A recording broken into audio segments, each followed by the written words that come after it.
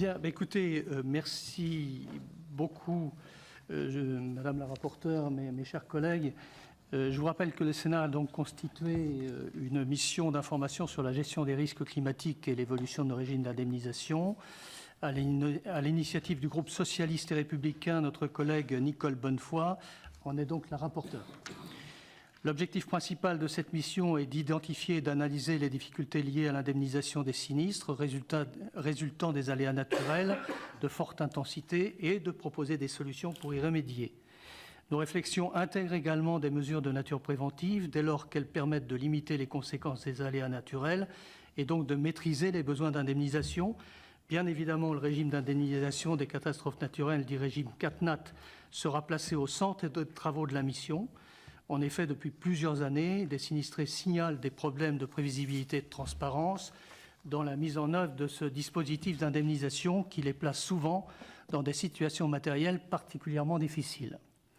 Nous sommes donc particulièrement heureux de recevoir ce jour les représentants de la Caisse centrale de réassurance qui joue un rôle central dans la mise en œuvre du régime CatNat, à savoir M. Labillois, qui en est le directeur général, et Antoine Quentin, directeur des réassurances et des fonds publics.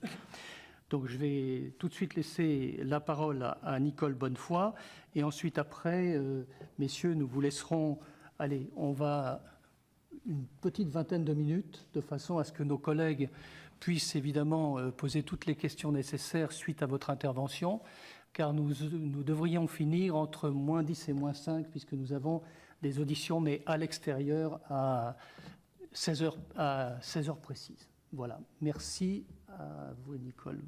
Oui, je vais être brève. Le président Michel Vaspart donc, vient de rappeler le cadre de notre mission et donc nous commençons nos travaux par un état des lieux. Cet état des lieux porte à la fois sur les risques eux-mêmes et sur les outils d'indemnisation dont notre pays dispose aujourd'hui. Comme vous le savez, nous avons plusieurs questions à vous poser. Nous avons d'ailleurs transmis un questionnaire pour faciliter les choses. Donc, questions qui concernent le régime des catastrophes naturelles et la Caisse centrale de réassurance. Les questions sont de trois ordres. Tout d'abord, pourriez-vous nous rappeler comment fonctionne le dispositif catastrophe naturelle? Quel est le bilan chiffré de son utilisation? Puisque notre mission est centrée sur les victimes, les sinistrés, et mon collègue Michel Vaspart en a fait état.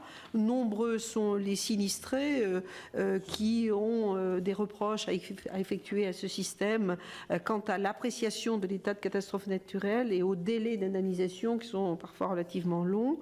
Donc, que pouvez-vous nous dire sur ces sujets?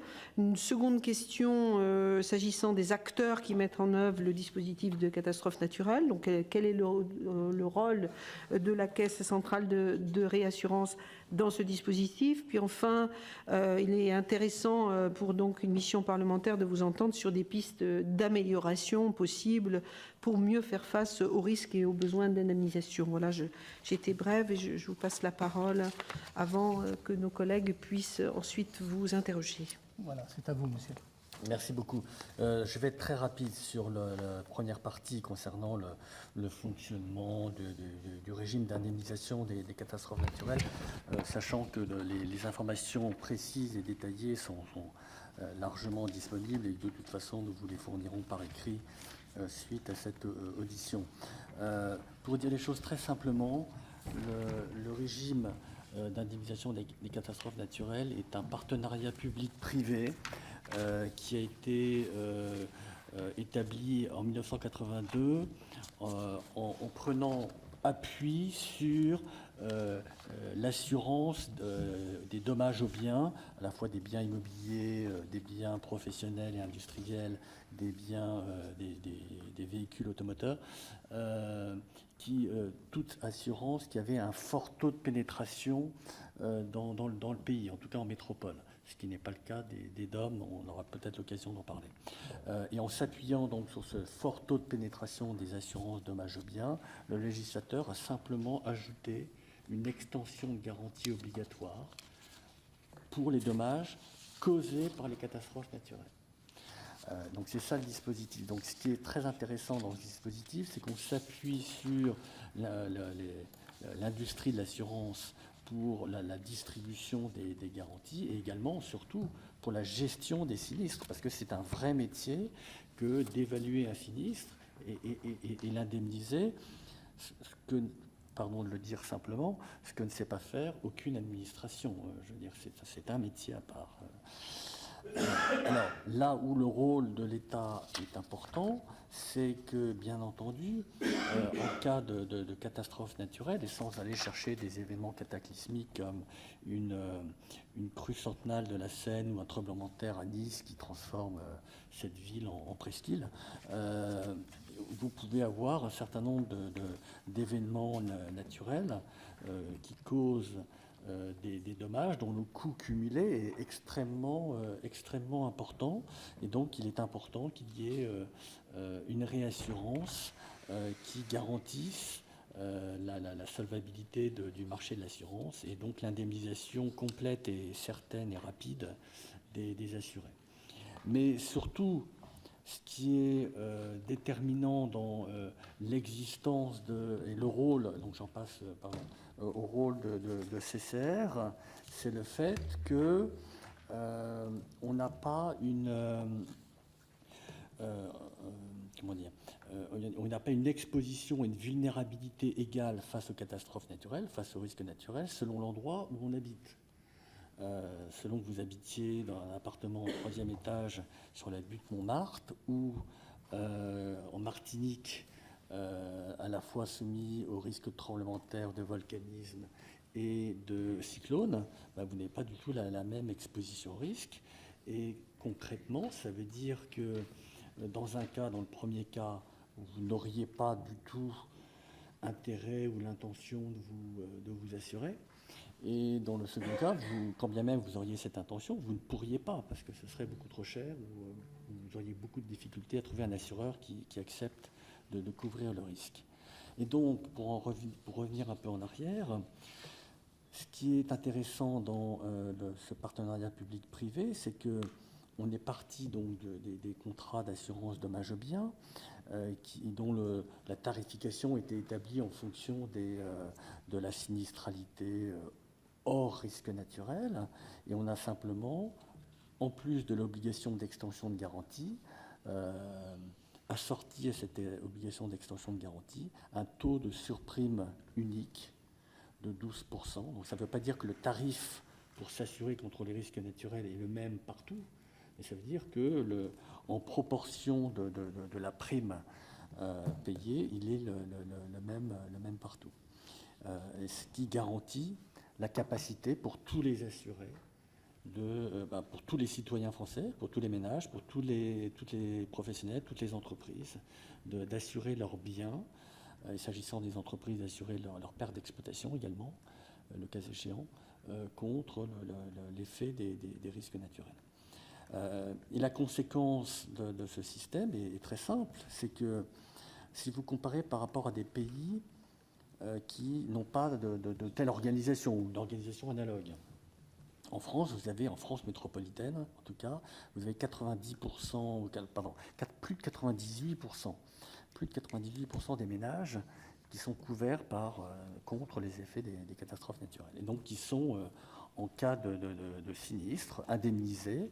Et ce qui est très important d'avoir cette indemnisation complète et rapide, parce que c'est ce qui permet la résilience des territoires suite à un choc. Je donne toujours l'exemple de la ville de Lourdes, qui a été totalement ravagée par la crue du Gave de Pau en 2013 ou 2014, avec, pour une ville de 15 000 habitants, une ville de 15 000 habitants, 100 millions d'euros de dégâts chez les habitants, 150 millions d'euros de dégâts chez les hôteliers et les restaurateurs, dans une ville dont chacun sait qu'elle vit essentiellement du tourisme et des pèlerinages.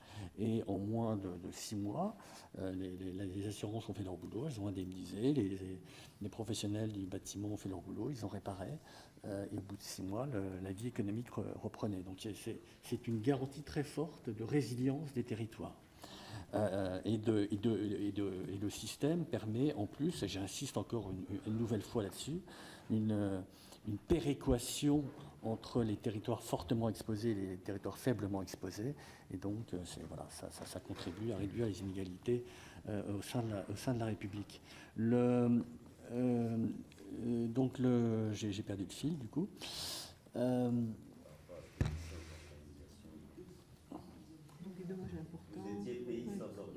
Ah oui, voilà, merci beaucoup, merci. Merci infiniment. Et donc, prenez deux pays, l'Italie. Alors, l'Italie, c'est un cas particulier, mais enfin, quand même, ils sont très fortement exposés au risque de tremblement de terre. Vous avez moins de 5% des ménages qui ont une assurance. Moins de 5%. 5%. 5%, moins de 5%. Les entreprises, des PME, ETI, ça varie. Les très grandes entreprises sont assurées à 100%. Mais les ménages sont très très peu assurés. L'Allemagne, prenez l'Allemagne, vous avez moins de 30% des ménages qui sont couverts contre le risque inondation. Et d'ailleurs, ça commence à leur poser de problème parce qu'il y a une dérive, un changement du climat qui est en cours. Et donc, ils ont eu, dans la période récente, quand même un certain nombre d'événements qui ont coûté fort cher, à la fois aux citoyens allemands et au pouvoir public. C'est l'autre avantage d'avoir un régime du type du régime français, c'est que ça protège les finances publiques. En 2013 ou 2014, j'ai un problème de date, donc en Allemagne, il y a eu une crue en Allemagne de l'Est, et l'État allemand a dû débourser 8 milliards d'euros pour payer les dégâts. Il y a eu, depuis 1982, en France, sur le territoire métropolitain, et même en 2017, dans les Antilles, des catastrophes de très très grande ampleur. Ça n'a jamais rien coûté à l'État, au budget de l'État. Et au contraire, la Caisse centrale de réassurance paye chaque année un tribut au Trésor public en rémunération de la garantie dont on bénéficie. Et par ailleurs, nous payons un impôt sur les sociétés, sur nos bénéfices que nous faisons, et nous en faisons parce que les primes que nous collectons sont placées sur les marchés, et donc nous générons des produits financiers. Et par ailleurs, nous versons un dividende à notre actionnaire, l'État. Donc pour le moment, c'est un très bon système pour l'État, jusqu'au jour où, bien entendu, il y aura une crue centenale de la Seine et l'État devra exercera sa garantie au bénéfice de CCR et payera. Mais dans ce genre de situation, de toute façon, l'État, avec ou sans système, devrait de toute façon intervenir. Le jour où vous avez un sinistre, une crue centenale de la Seine, ça coûte entre 20 et 30 milliards d'euros, en euros d'aujourd'hui. Donc c'est un point de PIB, c'est entre 1 et 1,5 point de PIB.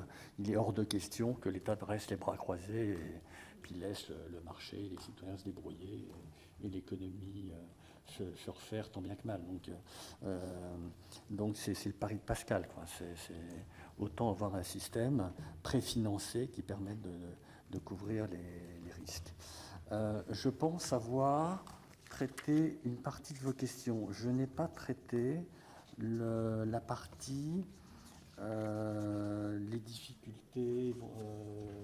Vous n'aviez pas une partie sur le ressenti des assurés Que puis-je dire? Oui, effectivement, le dispositif fonctionne bien. Il permet à tous les assurés de s'assurer un tarif qui, somme toute, est raisonnable. C'est de l'ordre de 20 à 25 euros par personne, les 30 euros pour ceux qui ont un très beau logement, pour être couverts contre les effets des inondations ou des tempêtes cycloniques ou que sais-je. Pour l'État, je viens d'en parler. Alors, il y a dans la pratique des frustrations, des difficultés qui peuvent être liées au délai d'indemnisation. Je dois dire que le délai d'examen des dossiers avant l'arrêt T4NAT est assez faible. En moyenne, il est de 12 jours, donc c'est vraiment très efficace. Il y a un délai un peu long on a fait en moyenne, on l'a calculé, en moyenne il est de 29 jours, entre le moment où la commission catastrophe naturelle donne son avis sur l'événement et le moment où c'est publié au journal officiel. Il y a un délai de 29 jours. Ne me demandez pas pourquoi, comment. Voilà, mais c'est vrai que c'est un poil long. Et c'est la somme des deux, 12 plus 29, qui est importante, puisque c'est à partir de ce moment-là que les assureurs doivent payer. Les assureurs payent rapidement, il n'y a pas de difficulté. Enfin, je me permets de le dire puisque je suis indépendant. Enfin, mon actionnaire c'est l'État et je travaille pour le public. Mais il peut y avoir, quand il y a des difficultés sur les délais d'indemnisation, c'est rarement sur les avances de frais, parce que les avances de frais sont faites très rapidement par les assureurs. C'est pas non plus sur l'indemnisation préalable, mais bien entendu, il faut que les travaux soient achevés avec des factures pour ensuite rembourser sans facture. Enfin, on ne rembourse pas comme ça en devinant le coût des travaux. Et donc, vous pouvez avoir au cas par cas des difficultés qui tiennent à l'engorgement au niveau des travaux, enfin, des artisans qui effectuent les travaux de réparation ou de reconstruction. Ça a été le cas particulièrement à Saint-Martin et dans de moindres mesures à Saint-Barthélemy, mais il faut dire aussi que voilà, on avait le contexte insulaire qui était très, très particulier. Et dans ce dernier cas, effectivement, on avait une difficulté, et on a une difficulté supplémentaire, c'est qu'il y avait beaucoup de biens qui étaient en copropriété et pour lesquels il était très compliqué de procéder à la réunion de tous les documents et les avis nécessaires. Une deuxième difficulté qui apparaît souvent, c'est lié aux franchises. Vous avez... alors, effectivement, le système actuel est ce qu'il est. Vous avez des franchises individuelles qui sont d'un montant assez faible, mais qui, en fonction en application de la réglementation, peuvent être modulées par un facteur multiplicatif si on est dans un territoire qui a été plusieurs fois sinistré et où il n'y a pas eu des mesures de prévention des risques adoptées. Je dois dire que cette clause est très rarement appliquée. Je ne sais pas si elle l'a déjà été d'ailleurs, ou de façon assez exceptionnelle. C'est quelques pourcents, c'est 3-4% des communes qui sont modulées chaque année. Donc voilà, donc c'est quand même assez marginal. Vous avez des artisans pour lesquels la franchise est exprimée en pourcentage du montant des sinistres. C'est 10%, je crois, et 10% du montant d'un sinistre pour un artisan boulanger ou un petit commerçant qui a tout son commerce ou tout son établissement qui est ravagé, ça peut simplement dépasser le plafond de sa solvabilité et donc ça pose une difficulté. De notre côté, alors là je ne mets pas la place des assurés, je me mets à la place de nous, CCR, on considère que le mécanisme, enfin il y a des choses à changer sur les franchises.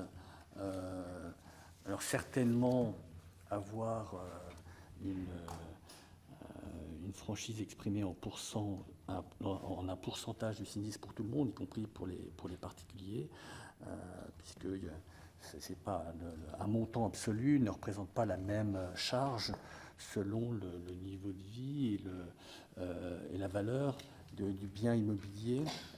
Donc c'est une forme d'équité. Ce serait une forme d'équité que de mettre un montant en pourcentage plutôt qu'un montant absolu.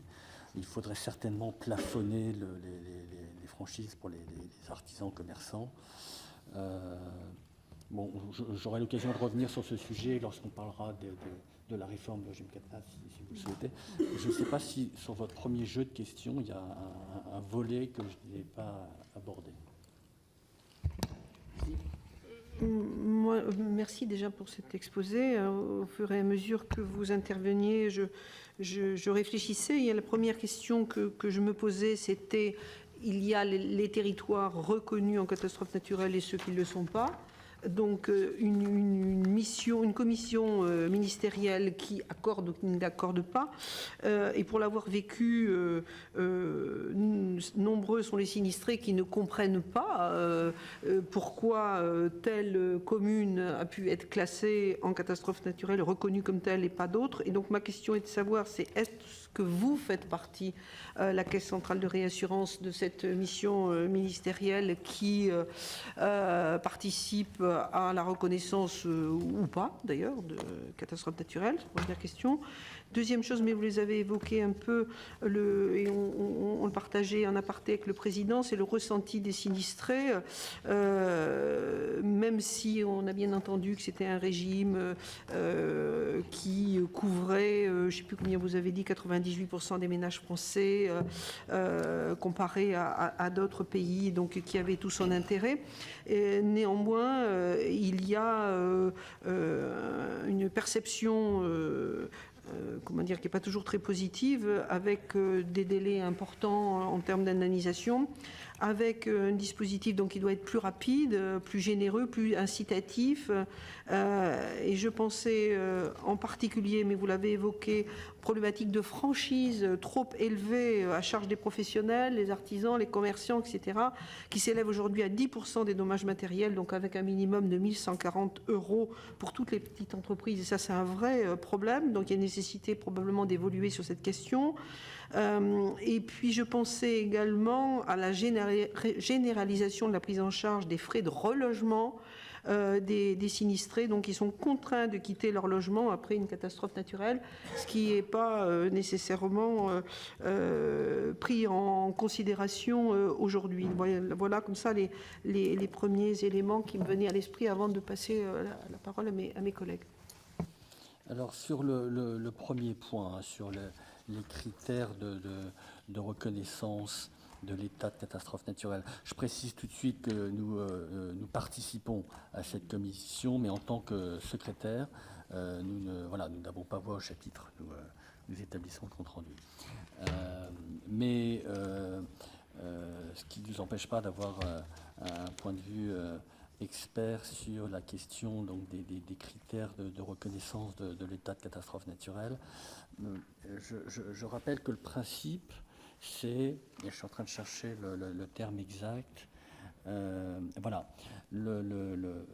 au sens de la loi, est couvert par le régime d'indemnisation les dommages matériels directs non assurables. Alors non assurables, ça renvoie à l'aléa, ça veut dire que les dommages causés par les tempêtes en métropole ne sont pas couverts, parce que ça c'est totalement assurable, il n'y a pas de difficulté, on est tous uniformément exposés au risque de tempête, donc il n'y a pas de problème d'antisélection et donc d'exclusion du marché de l'assurance pour ces dommages-là.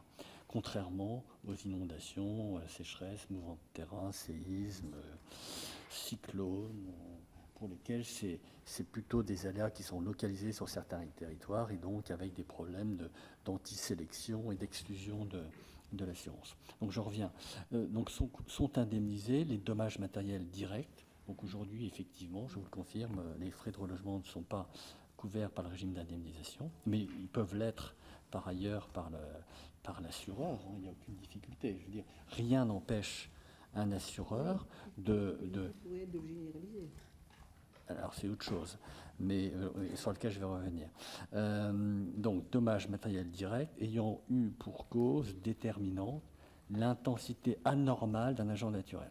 Donc on est bien, on ne couvre, c'est pas parce que voilà, la rivière qui coule en bas de chez vous déborde et que ça vous cause des dommages que vous êtes indemnisé. Si elle déborde régulièrement entre septembre et janvier, vous ne serez pas indemnisé parce que c'est la nature, c'est comme ça. Enfin, c'est pas une catastrophe naturelle, c'est juste le cours normal des choses. il y a un critère pour dire les choses simplement, qui est qu'il faut que ce soit un événement qui survient plus rarement qu'une fois tous les 10 ans. Donc c'est au moins du décennal. Au moins du décennal. Et parfois c'est plus. Et donc effectivement, c'est là où on voit la difficulté, et notamment dans le contexte du changement climatique. C'est que et dans le contexte d'une réglementation et d'une pratique de l'urbanisme qui n'a pas toujours été extrêmement avisée, mais si vous avez des gens dont l'habitation ou l'établissement professionnel est situé dans un endroit qui régulièrement est touché par des catastrophes naturelles, par des aléas naturels, il est possible que ces gens-là ne bénéficient pas systématiquement de la couverture par le régime d'indemnisation des catastrophes naturelles, parce que dans certains cas, ce n'est pas une catastrophe. Et moi, je suis toujours très surpris de voir le décalage, et là, on est vraiment dans le ressenti, le décalage qu'il y a entre notamment le traitement médiatique de tel ou tel événement, et puis l'analyse scientifique de ces mêmes événements.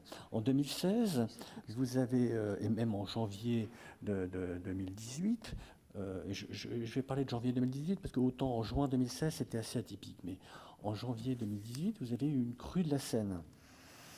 Bon, le zouave du pont de l'Alma avait de l'eau jusque la ceinture. Bon, et on faisait, c'était sur les médias télévisuels, c'était la catastrophe du siècle presque. Bon, quand on regarde dans nos tablettes, c'est quelque chose qui survient une fois tous les 10 ans. Donc c'est pas, voilà.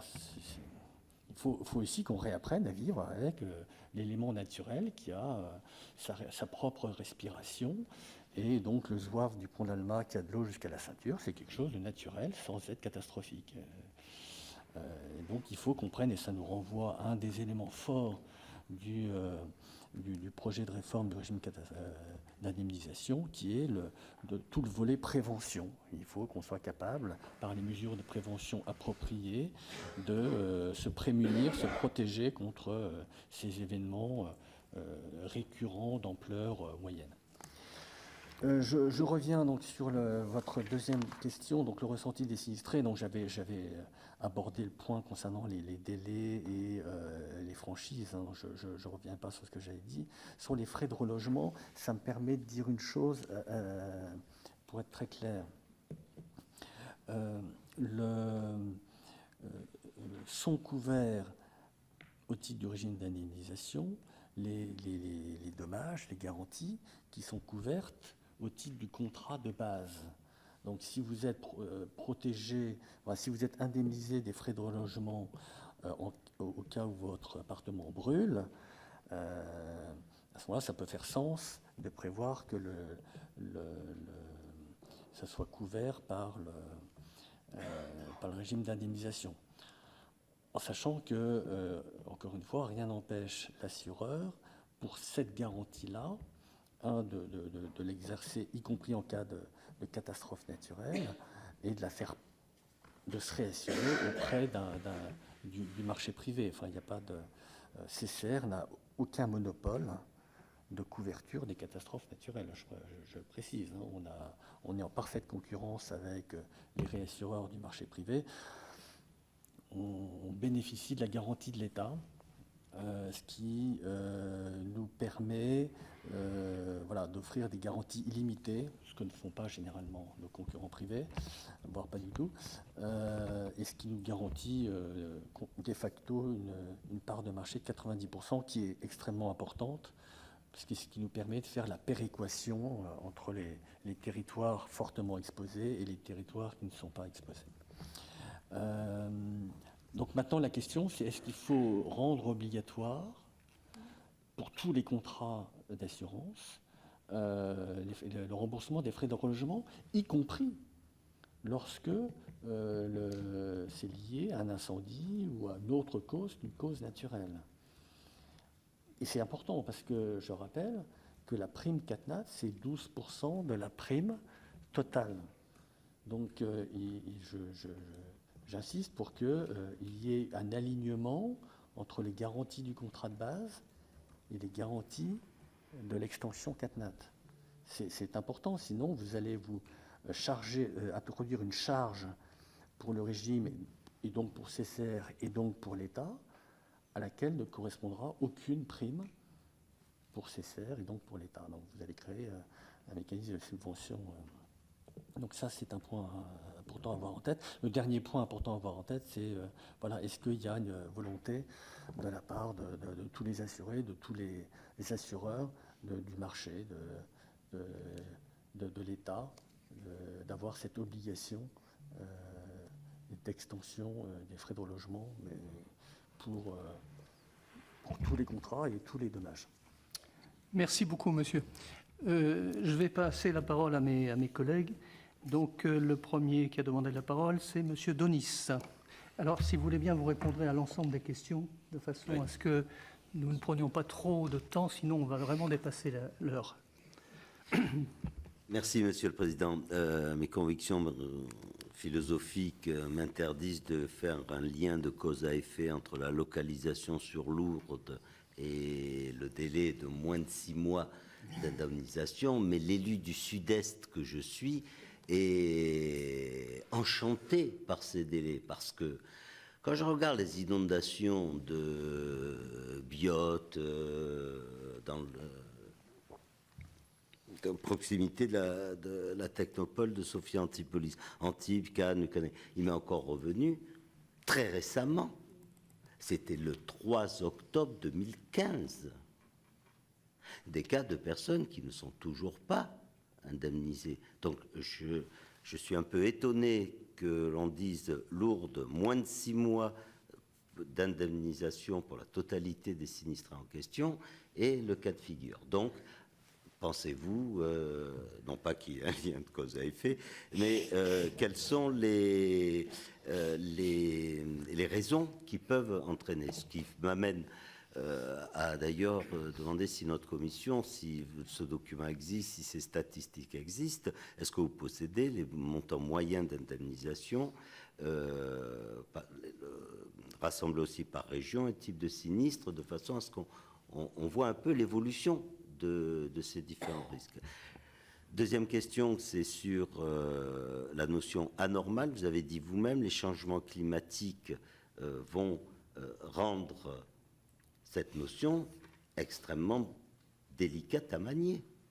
Ce qui est exceptionnel, ce qui est anormal, vous avez pris la référence des crues décennales, qui dans beaucoup de secteurs deviendront à un rythme qui dépassera, enfin sera inférieur à ce seuil.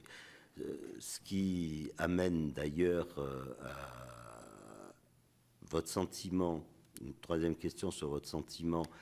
Vous avez dit 3-4 communes, 3 à 4% pardon, des communes sont concernées par le dépassement de la franchise, sont majorées en termes de...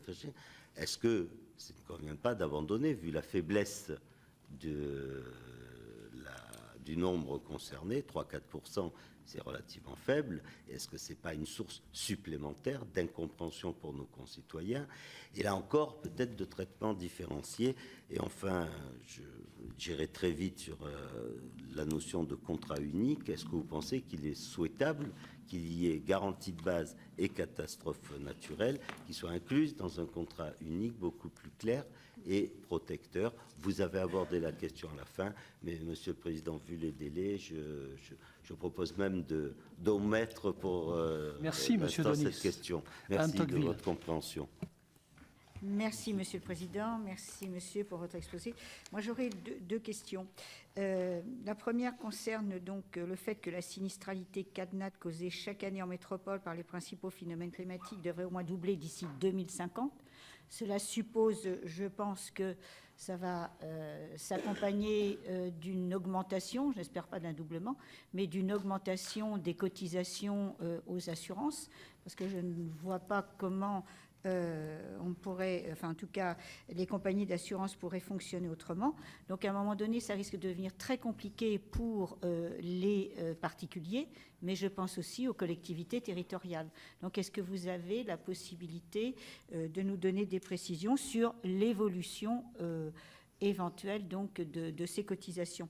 La deuxième question rejoint celle que j'ai posée tout à l'heure au directeur du CNRS concernant l'aménagement territorial. Vous avez dit tout à l'heure effectivement que y a de l'eau dans des zones qui sont construites à proximité des rivières, des fleuves, etc.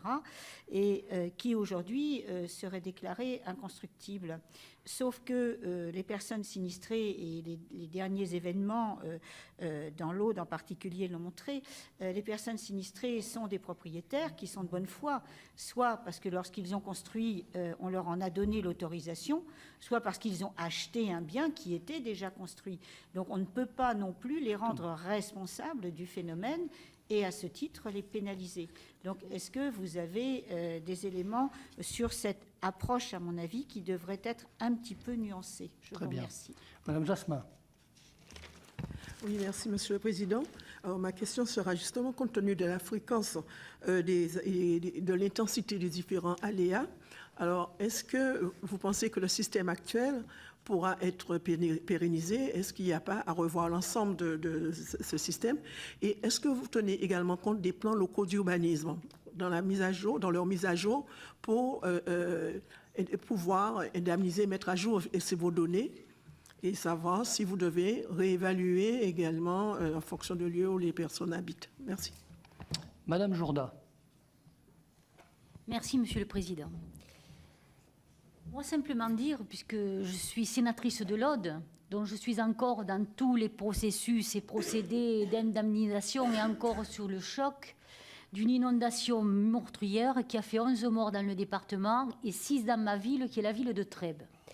Alors d'abord, dans les points positifs, la réactivité, c'est-à-dire que les inondations étaient dans la nuit du 15 au 16 octobre. Le 17, on avait l'arrêté de catastrophe naturelle qui était prise pour une première vague de 126 communes et une dizaine de jours après, pour une vague de 78 communes supplémentaires, ce qui fait 204 communes au total sur l'ensemble du département liées à ces pluies diluviennes qui ont rayé quasiment de la carte des moitiés intégrales de villages et qui ont rayé de la carte énormément d'infrastructures, telles des stations d'épuration, telles donc des bâtiments collectifs, que ce soit des piscines, des immeubles d'habitation.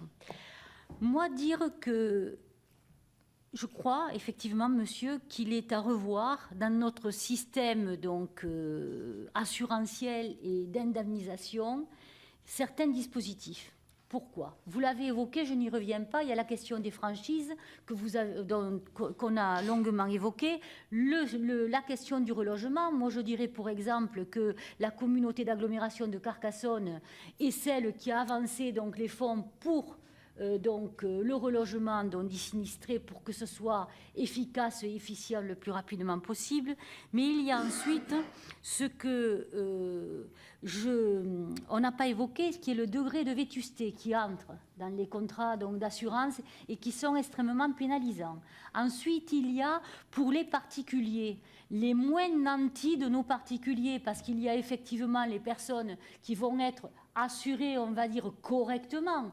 Mais il est vrai que lorsqu'il y a des personnes touchées socialement, la première des choses sur lesquelles on fait des économies, c'est triste, mais quelquefois c'est l'assurance. Et je pense notamment par rapport aux véhicules qui sont pour les petits ménages le seul moyen de locomotion dans le rural pour pouvoir amener les enfants à l'école ou aller travailler. En général, ils sont assurés en tierce collision, mais pas du tout. Donc ils perdent totalement leur véhicule. Et c'est ce qui nous remonte de la part de ces personnes-là. Alors, vous l'avez dit, quelque part, on ne peut pas tout. Bon, les villages ont été, bien souvent, historiquement, nous avons un patrimoine magnifique, mais ils sont souvent construits près de cours d'eau. Il n'y a jamais eu, dans le département dans lequel je suis, nous n'étions pas dans des zones particulièrement touchés par ce type d'inondation et d'épisodes dits entre guillemets cévenols, mais ça s'est abattu et en quelques heures, la ville dans laquelle je suis s'est retrouvée coupée du monde pendant 3 ou 4 jours et j'ai été un petit peu surprise et je le dis vraiment, comme je l'ai dit tout à l'heure, je fais un constat positif. Il y a eu de la réactivité. Mais en revanche, lorsque nous avons eu le président de la République qui est venu et qui a donc affirmé devant les collectivités territoriales qu'il n'y aurait plus de vétusté, il n'y aurait plus donc de franchise, quelle n'a pas été notre stupéfaction lorsque le directeur national des assurances est venu dans la semaine qui a suivi à Carcassonne en nous disant que tout cela n'était pas possible. Alors je crois qu'on va être amené par les aléas climatiques à devoir gérer ce type de situation. On a des collectivités locales qui, avec l'aide des préfets, peuvent monter des dossiers pour tout ce qui est infrastructure donc, et équipement donc, structurel. Mais il y a une telle accumulation de fonds qui se superposent que c'est difficilement donc, lisible. Alors moi, je souhaiterais savoir, puisque le directeur national des assurances nous avait dit qu'ils étaient en train de revoir justement la grille et la manière donc, de pouvoir indemniser et de faire peut-être rentrer une notion, parce qu'en ce qui nous concerne, vous m'excuserez, j'en parle un peu avec passion parce que ça vient de se passer et on est touché par de profonds drames. Je crois qu'il y a, au-delà du phénomène extrême, surtout dans des contrées où on n'est pas ciblé dans des départements comme ceux d'outre-mer où il y a donc des phénomènes climatiques qui font partie quelque part un peu du risque à prévenir. Nous, on a été complètement démunis par ce risque qui s'est complètement abattu et je crois qu'il faut réouvrir un chapitre sur des situations vraiment exceptionnelles parce que là on était dans l'exception sur ce système-là. Et j'achèverai donc mon intervention en évoquant un chapitre qu'on n'a pas du tout ouvert, qui est quelque peu différent, mais qui chez nous a beaucoup frappé. Je suis dans un département agricole. Et alors nous avons eu des agriculteurs et vignerons ou donc cultivateurs de céréales qui se sont trouvés donc sinistrés sur le plan privé avec plus de maisons, plus de véhicules, etc., mais qui ont eu leur exploitation agricole. Et là, c'est le dispositif calamité agricole qui a été donc activé. Mais quid quand même, je pense qu'il faut que ce volet, on l'effleure quand même un petit peu parce que nous avons des vignerons dont c'est l'outil de travail qui sont dans la détresse. Voilà. Merci beaucoup. Merci, Madame Jourdain. On sait à quel point votre ville a été touchée à 2 reprises, d'ailleurs. Hein. Madame Cartron. Alors, oui, merci, Monsieur le Président. Rapidement, moi, j'aimerais essayer de pouvoir un peu mieux cerner, comprendre. Vous avez évoqué plusieurs termes. Aléas climatiques, catastrophes. Alors moi, je suis d'un département qui est le département de la Gironde et qui est touché par un phénomène. Alors, je ne sais pas... ça se transforme en catastrophe, c'est le recul du trait de côte, et un aléa climatique tel qu'une tempête peut aggraver un phénomène qui s'étale dans la durée. Et donc là, on est devant une espèce de vide qui peut venir indemniser les personnes qui donc perdent leurs habitations parce que ces habitations sont amenées à disparaître dans l'eau, dans l'océan. Et donc, ça relève de quoi? C'est une catastrophe. Elle est naturelle, elle n'est pas naturelle. C'est un aléa. C'est quelque chose qui, il y a 40 ans, n'était pas prévu. C'est quelque chose qui, aujourd'hui, s'impose à nous. Et comme le disait Madame la rapporteure, il y a aussi le phénomène de prévention, parce que, outre ceux qui sont immédiatement aujourd'hui en danger, qu'est-ce qu'on fait par rapport à toutes ces habitations qui, selon les prévisions, vont se retrouver impactées dans quelques années? Donc, qui c'est qui s'en occupe? J'ai l'impression qu'il y a un angle mort. Merci. Dernier intervenant, Madame Carrère. Oui, merci. Juste un constat et puis réagir peut-être à ce qu'a dit mon collègue sur Lourdes. Est-ce que vous avez pu dire en prenant l'exemple de la rapidité des assurances sur Lourdes, puisque je connais bien, c'est mon département, et que j'ai vécu ces crues de 2013, dont Lourdes avait déjà subi des crues en octobre 2012 et ont pris une répétition générale en 2013. Et je pense que si les assurances ont réagi très vite, c'est parce qu'il y avait des enjeux économiques très important et qu'on était aussi sur des structures qui étaient capables aussi de réagir très vite, ce qui me fait dire qu'on n'est peut-être pas toujours tous égaux face aux assurances. Voilà, l'enjeu économique était quand même conséquent. Moi, j'avais juste 2 questions rapidement.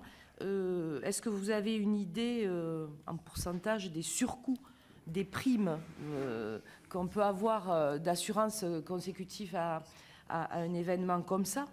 Et un constat aussi par rapport à ce que vous avez dit sur Lourdes, si les assurances ont été très rapides, il a fallu aussi que les assurés fassent d'énormes concessions en termes de travaux et mettent vraiment beaucoup d'argent sur ce qu'on leur a imposé en termes de protection pour pallier d'éventuelles crues futures. Voilà. Ce sont dans ces conditions-là les grosses entreprises qui ont résisté, les plus petites n'ont pas résisté et se sont cassées la figure. Si, merci. Moi, j'ajouterais simplement un tout petit mot. Je partage l'avis de mon collègue Donis sur l'impression que nous avons en matière de délai d'indemnisation. Il y a quand même un certain nombre de remontées d'élus qui font qu'on a quand même, je crois, un certain nombre de difficultés.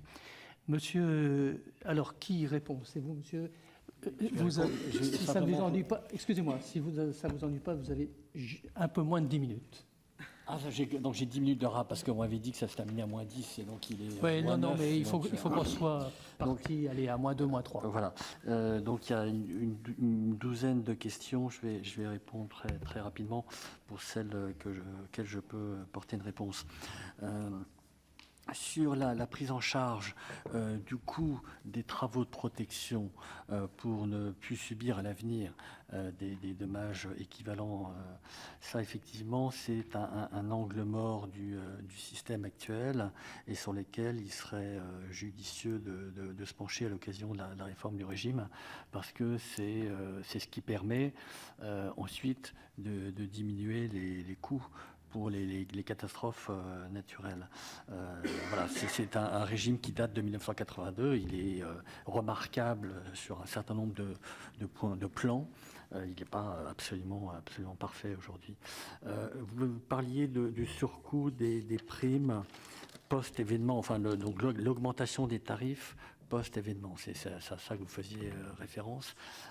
Effectivement, on est dans un dispositif qui est de nature assurantielle. Et on n'est pas du tout dans un dispositif public avec un impôt per capita et une indemnisation indépendamment de tout. Et donc, il est assez naturel que les différents intervenants de la chaîne d'indemnisation réévaluent en permanence le risque et adaptent la tarification en conséquence. C'est d'une certaine manière également le cas de la Caisse centrale de réassurance, je ne peux rien vous cacher, et c'est ce qui permet de également introduire un signal en retour aux assurés pour qu'ils comprennent qu'ils sont dans une situation d'exposition, de vulnérabilité supérieure ou croissante. Donc c'est un signal qu'il est important de maintenir malgré tout, dont il faut quand même relativiser l'ampleur, parce qu'encore une fois, par ce régime d'indemnisation, on a une très très forte péréquation, une très forte moyennisation des primes par rapport à ce qui devrait être payé en théorie, sur la seule base du risque. Et je rappelais les montants pour un particulier, pour l'habitation principale d'un particulier, c'est entre 20 et 30 euros par personne et par an. Donc même si c'est 10% de hausse, bon, ça fait 2 euros. Il y avait une question sur le recul du trait de côte. Est-ce que c'est une catenate ou pas? C'est une question qui mobilise beaucoup de cerveaux très brillants. Et en ce moment même, d'ailleurs, une mission de l'inspection générale des finances il y a 2-3 inspections générales, il n'y a pas que les finances, il y a l'environnement, il y a l'intérieur, mais au sens strictement assurantiel du terme, ce que je dis n'est n'est pas garanti, mais si au cours d'une nuit vous avez une tempête et que votre maison est emportée par la tempête, donc suite à une submersion marine, ça se discute. Mais si graduellement, centimètre par centimètre, et bien sûr le problème que vous évoquiez, c'est que c'est entre les deux. C'est-à-dire qu'effectivement, c'est de temps en temps une tempête qui fait avancer le trait de côte de 5 mètres, mais malgré tout, on est dans un phénomène qui est progressif et donc prévisible et donc non assurable. C'est terrible. Et donc voilà, il faut trouver une solution et on est tous face à cette difficulté. Mais il y a des gens qui travaillent sur ce sujet actuellement et donc on va les laisser nous éclairer de leurs conclusions. Il y avait une question sur les dommages agricoles. Ça sera pour fin mars. Pour fin mars. Une question sur les dommages agricoles qui effectivement ne sont pas inclus dans le champ du régime d'indemnisation des catastrophes naturelles, pour lesquels il existe un fonds calamité agricole, pour lesquels il existe des assurances aussi contre les pertes de récoltes diverses et variées. La difficulté, c'est que on a un taux de pénétration de l'assurance agricole qui est très faible. Les différents intervenants sur ce marché n'ont pas réussi à trouver la bonne formule pour augmenter ce taux de pénétration. Comme je le disais, si pour les si pour les dommages aux biens des particuliers et des professionnels, on a un taux de pénétration et donc un défaut de couverture qui est très faible, en tout cas en métropole, c'est parce que tout le monde est assuré. Et à commencer par ceux qui sont très faiblement exposés et donc qui contribuent pour l'ensemble des autres. Donc on n'a pas de phénomène d'antisélection. Et on a cette difficulté pour les pertes agricoles que l'ensemble du monde agricole n'a pas réussi à mettre en place un système équivalent, analogue, pour ce type de perte. Nous travaillons avec le ministère de l'Agriculture pour essayer d'expertiser, apporter tous les éléments d'éclairage statistique, actuariel, assurantiel, pour aider à mettre en place une solution. Mais ce n'est pas si évident que ça. Alors, attendez, avant que vous en alliez, je vais répondre à votre question. Vous êtes Madame la sénatrice Jourda ? Tocqueville. Vous parliez de l'aménagement du territoire. Il y a le fonds Barnier, en fait, qui est oui, le fameux fonds Barnier, oui. Le fameux fonds Barnier qui prévoit quand même, il y a quand même une part importante des fonds du fonds Barnier qui servent pour des acquisitions amiables ou même pour indemniser suite à des expropriations. Donc c'est pas négligeable. Est-ce que c'est suffisant dans le cadre de l'évolution de la situation de tel ou tel territoire? Je n'ai pas les éléments pour répondre. Enfin, il y a au moins quelque chose et depuis l'origine. Et alors, vous aviez une autre question sur l'augmentation des cotisations pour les particuliers et les collectivités locales à l'horizon 2050.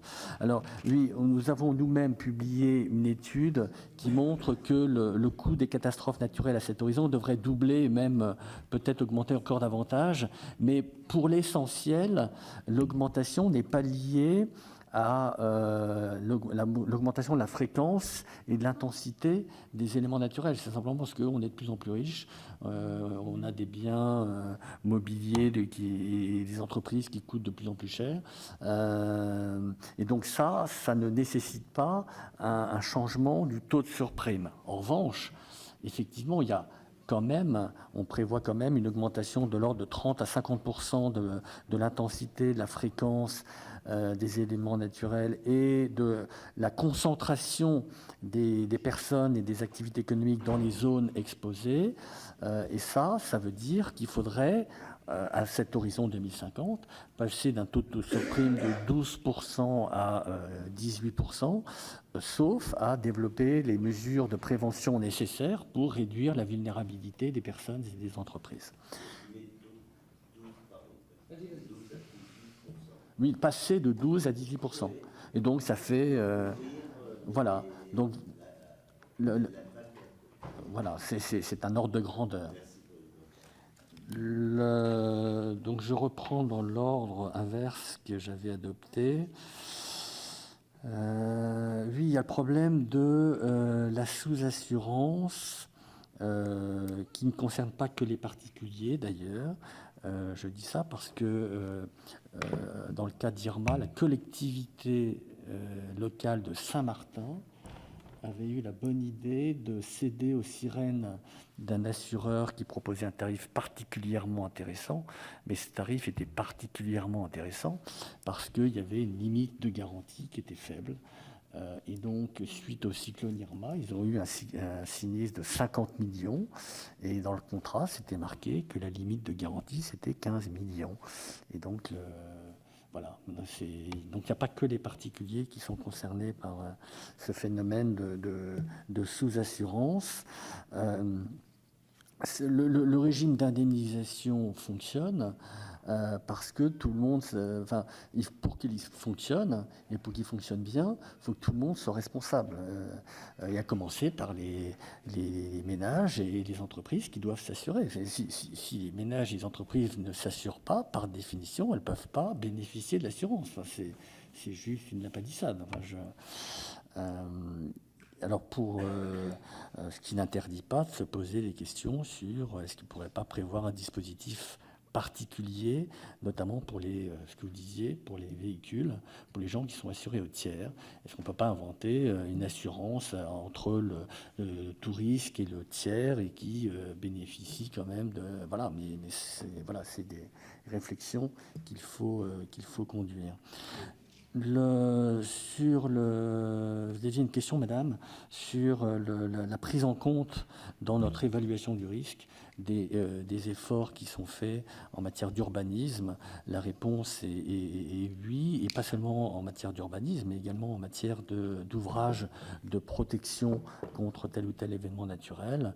On a été capable ainsi on a un modèle numérique du territoire qui permet de simuler l'effet des différents aléas climatiques et avec lequel, notamment, nous avons pu mesurer l'efficacité, l'effet des barrages écrêteurs qui sont situés en amont sur la Seine et ce qui nous permet également d'éclairer les pouvoirs publics sur l'intérêt de compléter ce dispositif de barrage écrêteur. Et il y a un certain nombre de projets dans les cartons à cet égard et qui serait bon d'accélérer. La pérennité du régime face au changement climatique, on l'a évoqué, c'est objectivement, modulo le cas des territoires qui seraient tellement régulièrement impactés qu'il faudrait pourvoir à une expropriation des personnes et des entreprises concernées. Modulo cet aspect-là, après l'intensification du risque se traduit simplement par un ajustement de la prime en conséquence ou des mesures de prévention suffisantes pour limiter la sinistralité. Il y avait une question sur est-ce que le système de modulation des franchises est pertinent et est-ce qu'il doit être maintenu. Je vais dire quelque chose de purement personnel. Je pense qu'il n'est pas absolument déterminant et qu'on peut très bien vivre sans. Mais c'est totalement personnel. L'effet du changement climatique, j'en ai parlé. Je terminerai par, et c'était un point que les uns et les autres, et vous, Monsieur le Président, vous avez évoqué, la frustration de tel ou tel sinistré sur les délais d'indemnisation. On a des moyennes. Les moyennes sont satisfaisantes. Il n'y a rien à dire. Puis il y a un écart type. L'écart type mais le problème, c'est que vous avez des gens qui sont à une fois l'écart type, et alors qui sont à deux fois l'écart type. Et puis le cas qui était cité, quelqu'un qui subit un sinistre en octobre 2015 et qui n'a pas encore été totalement j'espère que ce n'est pas totalement, qu'il a été partiellement indemnisé. Effectivement, il y a des cas particuliers qui sont kafkaïens. Je ne connais pas le cas en particulier. J'ai des exemples en tête concernant les collectivités locales la collectivité locale de Saint-Martin, et je peux vous dire que on a même du mal à savoir qui est en cause, hein, et comment trouver la solution au problème, quoi. Voilà, il ne faut pas juger non plus d'un régime qui bénéficie à des millions de citoyens, qui indemnise des centaines et des centaines de millions d'euros, même des milliards, pardon, de dommages par an, à l'aune de quelques situations individuelles qui sont extrêmement malheureuses, malheureusement. Et d'ailleurs, je me permets juste de citer ce point. On a parlé du fonds Barnier pour ce qui est des acquisitions amiables de terrain, voire d'indemnisation en cas d'expropriation. Il y a des trous dans la raquette donc on a le régime d'indemnisation, on a le fonds Barnier. Malgré tout, il y a des trous dans la raquette. Vous avez des gens qui, suite à un événement naturel, leur bien n'est plus habitable parce qu'il y a risque de ruine, enfin, il y a péril en la demeure. Bon. Donc ils ne peuvent plus habiter leur bien, mais ils sont aucunement indemnisés parce que le bien n'a pas du tout été touché par... Il n'y a pas eu de dégâts. Donc l'assurance ne joue pas parce qu'il n'y a pas eu de dégâts. Mais en même temps, ils ne peuvent plus habiter leur habitation. Voilà. Donc il y a des cas particuliers, enfin, le système est remarquable sur un grand nombre de points de vue, et il y a des cas particuliers qui méritent l'attention et qui justifient qu'on réfléchisse à l'améliorer. Eh bien écoutez, merci. Juste peut-être un mot, je ne sais pas si vous avez répondu sur la vétusté. Je crains que non. Je suis honnête, hein, quand même. On peut s'améliorer. Sur la vétusté, disons que c'est un problème qui est beaucoup plus large que le régime CatNat, puisque c'est le principe même de l'assurance, du principe indemnitaire. Il ne peut pas y avoir d'enrichissement sans cause. Et si on indemnisait tout le monde sans tenir compte de la vétusté, on aurait même un effet pervers de ne pas inciter les gens à entretenir leurs biens. Donc malheureusement, on peut faire de la pédagogie, dire souscrivez la valeur à neuf, ça a un certain coût. Mais c'est très compliqué de supprimer totalement cette notion de vétusté. En fait, tu as répondu, il suffit de souscrire la garantie remboursement à neuf. Très bien. Eh bien, écoutez, je voudrais chaleureusement vous remercier de votre participation et de votre apport. Je pense que nous attendrons ici un document plus exhaustif et par écrit. En tout cas, merci beaucoup, merci. Et puis, liberté de manœuvre, comme l'on dit.